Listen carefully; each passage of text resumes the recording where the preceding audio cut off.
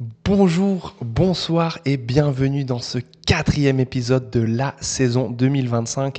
Aujourd'hui, nous nous attaquons aux Tennessee Titans, cette équipe qui, elle aussi, comme les trois autres, comme les trois premières, a eu énormément de difficultés lors de la saison 2025. Sans plus attendre, passons au bilan. 3 victoires pour 14 défaites, ça commence à être redondant, je suis désolé, mais c'est comme ça, on commence bien sûr un petit peu par le bas. Ils ont gagné en semaine 5 contre les Cardinals de l'Arizona. Ils ont gagné en semaine 14 contre les Browns de Cleveland qui n'avaient quasiment plus rien à jouer. Et ils ont gagné en semaine 16 contre les Chiefs de Kansas City qui eux aussi étaient éliminés des playoffs en fin de saison 2025. Donc aucune victoire n'a eu lieu dans leur division, la AFC South, ce qui les a bien sûr placés au 4e rang de cette division. C'est malheureux. Les points positifs de cette saison pour les Tennessee Titans, c'est bien leur rookie quarterback Cam Ward, qui est sorti de l'université de Miami, a joué 17 matchs sur 17. C'est donc un solide bonhomme autour duquel ils peuvent construire quelque chose, autour duquel ils peuvent faire grandir un certain espoir. Encore faudrait-il réussir à l'entourer. Qui est sorti du lot dans cette saison 2025 pour les Tennessee Titans? Eh bien, il y a plusieurs joueurs qui sont sortis du lot. Il y a le linebacker Cedric Gray qui a totalisé 164 tackles, 1 sac et 7 tackles for loss, donc un solide défenseur. On a Tony Pollard en attaque, un running back qui lui a totalisé 1082 yards à la course et qui a marqué 6 touchdowns. Et puis, bien sûr, je l'ai déjà mentionné, mais Cam Ward est sorti du lot cette saison malgré des peu de résultats en termes de victoire, mais bon, quand même, on peut dire que ces 17 matchs joués, c'est 3169 yards à la passe, 15 touchdowns pour 7 interceptions. C'était quand même une saison rookie tout à fait solide et tout à fait honnête si on prend en compte son entourage.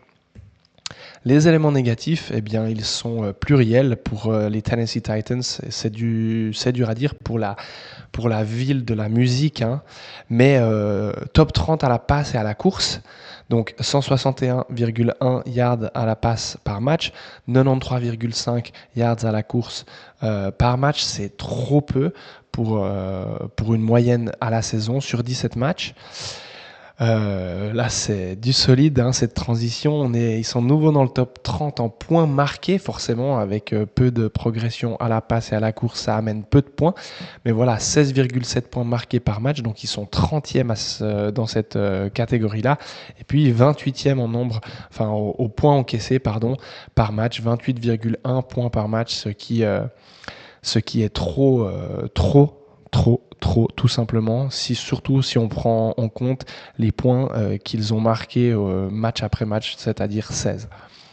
Que dire du futur pour les Tennessee Titans? Eh bien, mon avis est ils se doivent d'aller chercher un badass de wide receiver à la draft, hein. Par exemple, une personne de la trempe du greedy man Jammer Chase.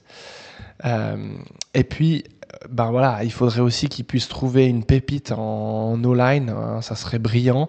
Je sais pas, vous savez, ce genre de gars qui sortent au 3, 4, 5e tour et puis qui font des carrières de 12 ans sans en entendre parler. Ils font les Pro Bowl chaque année, ils sont All Pro First Team chaque année et puis ils protègent Cam Ward autour duquel, comme je l'ai dit, ça serait vraiment beau de pouvoir construire.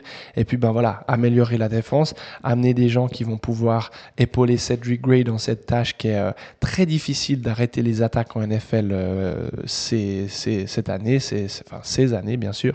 Donc voilà, il faut améliorer l'attaque et la défense, c'est un peu bateau à dire, mais pour améliorer l'attaque, ma suggestion serait d'aller chercher vraiment un top dog en wide receiver et puis d'aller vraiment renforcer, soit avec des vétérans, soit avec des gars en mi-carrière, la ligne offensive. Ça serait vraiment bénéfique pour eux. Voilà, c'était un épisode relativement court, mais la saison, ça n'a pas besoin d'être long pour être bien. On se retrouve mercredi prochain à 17h pour rencontrer et faire le bilan d'une nouvelle équipe. Merci beaucoup. Bye bye.